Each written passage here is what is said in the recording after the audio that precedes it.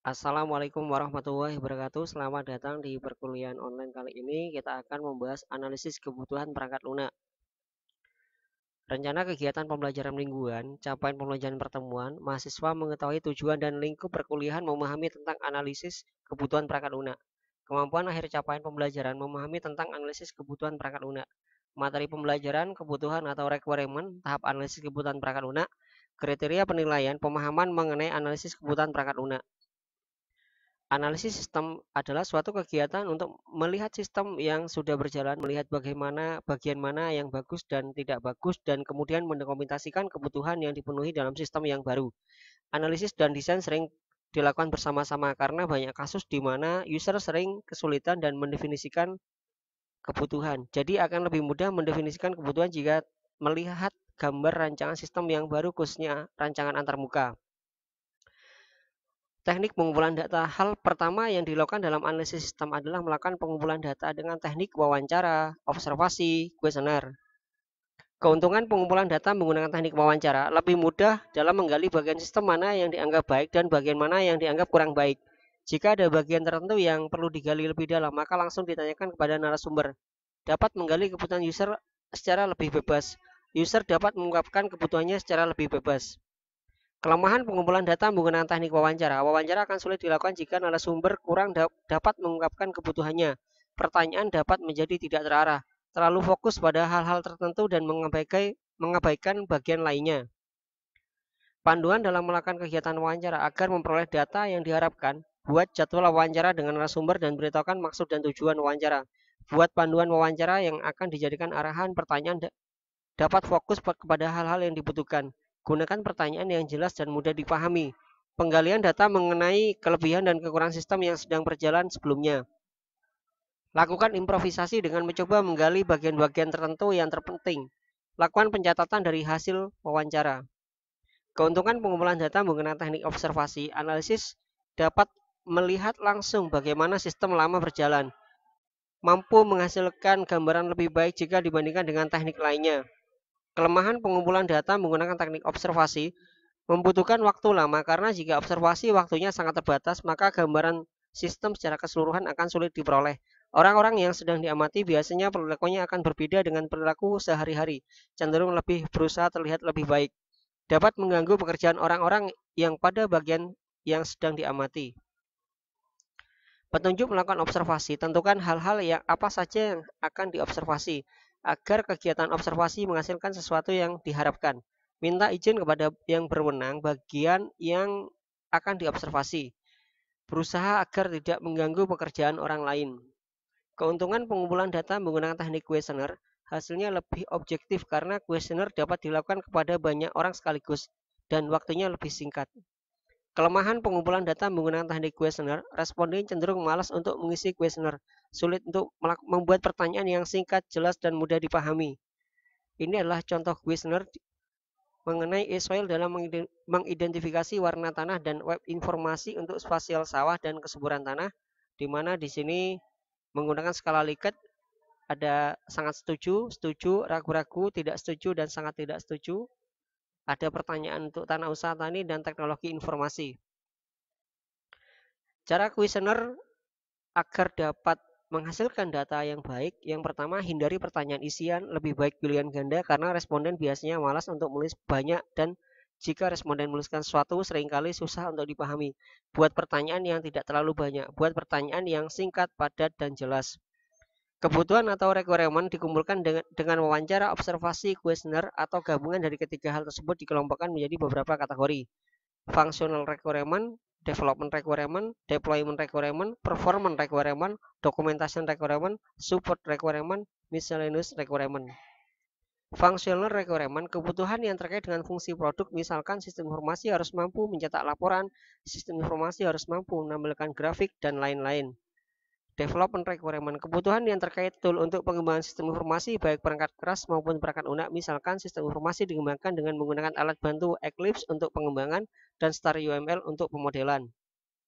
Deployment requirement, kebutuhan terkait dengan lingkungan di mana sistem operasi akan digunakan baik perangkat lunak maupun perangkat keras. Contoh kebutuhan ini misalnya sistem informasi harus mampu berjalan pada server dengan spesifikasi perangkat keras memori 4 GB DDR3, prosesor Intel Xeon Quad-core, dan spesifikasi sistem operasi Ubuntu Server 9. Performance requirement, kebutuhan yang terkait dengan kualitas maupun kuantitas, khususnya terkait dengan kecepatan, skalabilitas, dan kapasitas. Misalnya, informasi tersebut harus mampu diakses oleh minimal 1000 orang pada waktu yang bersamaan. Documentation requirement, kebutuhan ini terkait dengan dokumen apa saja yang akan disertakan pada produk akhir, dokumen yang biasanya dihasilkan pada tahap akhir pengembangan sistem informasi antara lain dokumen teknis, mulai dari dokumen perencanaan proyek, analisis, desain, sampai pengujian, user manual, dan dokumen pelatihan. Support requirement, kebutuhan yang terkait dukungan yang diberikan setelah sistem informasi digunakan, dukungan teknis tersebut misalnya adanya pelatihan bagi calon pengguna. Miscellaneous requirement, kebutuhan ini adalah kebutuhan-kebutuhan tambahan lainnya yang belum tercakup pada beberapa kategori kebutuhan yang telah terdefinisi di atas. Analisis kebutuhan perangkat lunak, analisis kebutuhan yang dilakukan terhadap perangkat lunak akan menghasilkan spesifikasi identifikasi perangkat lunak tersebut. Analisis kebutuhan ini terdiri dari 5 langkah pokok. Yang pertama, identifikasi masalah, evaluasi dan sintesis, pemodelan, dan spesifikasi review. Tujuan analisis kebutuhan antara lain memahami masalah yang akan dibuat perangkat lunak secara menyeluruh atau komprehensif, mendefinisikan apa yang harus dikerjakan oleh perangkat lunak untuk memenuhi keinginan pemakai, mengelola hasil elastasi kebutuhan untuk menghasilkan dokumen spesifikasi kebutuhan yang isi keseluruhannya sesuai dengan apa yang diinginkan pengguna, mengembangkan persyaratan kualitas yang memadai dan rinci, di mana para manajer dapat membuat pekerjaan proyek yang realistis dan staf teknis dapat melanjutkan dengan perancangan, implementasi, dan pengujian.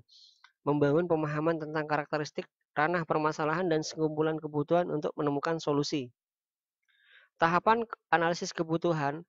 Tahap kebutuhan perangkat lunak dimulai dari adanya masalah yang membutuhkan penyelesaian, orientasi aplikasi, misalnya inventory, orientasi bisnis, misalnya produk baru, peramalan pendapatan, orientasi peningkatan produk, misalnya pemeliharaan.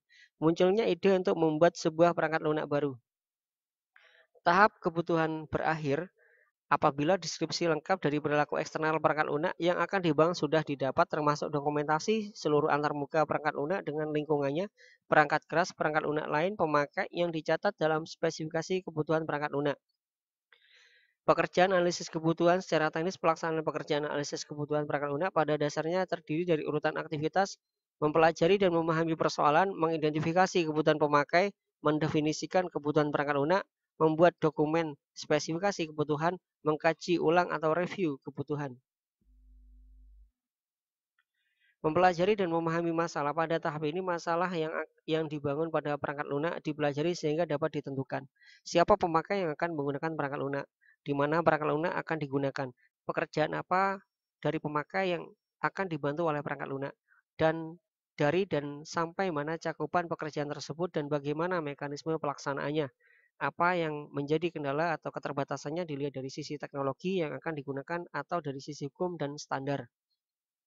Cara memahami biasanya 1. Wawancara dengan pemakai, observasi atau pengamatan lapangan, kuesioner, mempelajari referensi atau dokumen-dokumen yang digunakan seperti dokumen hasil analisis dan perancangan sistem. Hasil pemahaman masalah tersebut selanjutnya digambarkan dalam bentuk model-model tertentu dengan jenis masalahnya. Sebagai contoh, untuk masalah bisnis dapat menggunakan flow map atau business use case, sementara untuk masalah matematika dapat menggunakan misalnya graph. Identifikasi kebutuhan pemakai. Substansi pada identifikasi kebutuhan pemakai atau user requirement, data atau informasi apa yang akan diproses, fungsi apa yang diinginkan, kelakuan sistem apa yang akan diharapkan, antarmuka apa yang tersedia, user interface, hardware interface, software interface, dan communication interface. Untuk dapat menangkap kebutuhan pemakai dengan baik, utamanya kesamaan persepsi dibutuhkan, komunikasi dan brainstorming yang intensif, prototipe perangkat lunak, dan screen snapshot. Mendefinisikan kebutuhan perangkat lunak. Mengidentifikasi kebutuhan pemakai. Informasi yang diperoleh belum terstruktur. Contoh, mengungkapkan kebutuhan pemakai di bagian akuntansi. Kebutuhan fungsional, entry dan rekam data transaksi penjualan. Retrieve nilai transaksi penjualan untuk periode tertentu sesuai periode yang diinputkan melalui keyboard. Rekam nilai akumulasi transaksi penjualan periode tertentu ke jurnal umum tersebut, akun pasangannya atau kas. Kebutuhan antarmuka pemakai untuk merekam data penjualan, antarmuka pemakai untuk menyajikan dan menjurnal informasi nilai transaksi penjualan periode tertentu, jaringan lokal untuk menghubungkan perangkat lunak aplikasi di bagian penjualan dengan aplikasi di bagian akuntansi, kebutuhan unjuk kerja, ada otoritas pemakai perangkat lunak dan akses data. Proses jurnal hanya dapat dilakukan sekali setelah data transaksi penjualan. Membuat dokumen spesifikasi kebutuhan. Semua kebutuhan yang telah didefinisikan selanjutnya dibuatkan dokumentasinya, yaitu spesifikasi kebutuhan perangkat lunak atau SKPL atau Software Requirement Specification atau SRS. SKPL yang dibuat harus dapat menyertakan secara lengkap apa yang dapat dilakukan oleh perangkat lunak, termasuk deskripsi lengkap dari semua antarmuka yang digunakan. SKPL bisa terdiri dari banyak dokumentasi yang saling melengkapi. Mengkaji ulang atau review kebutuhan.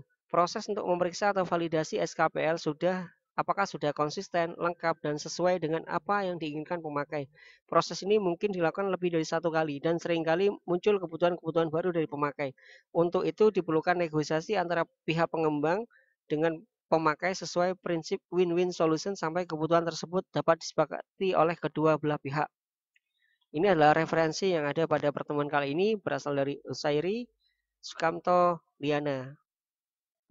Sekian, terima kasih untuk perkuliahan online kali ini. Sampai jumpa untuk pertemuan selanjutnya. Wabillahi taufiq wal hidayah. Wassalamualaikum warahmatullahi wabarakatuh.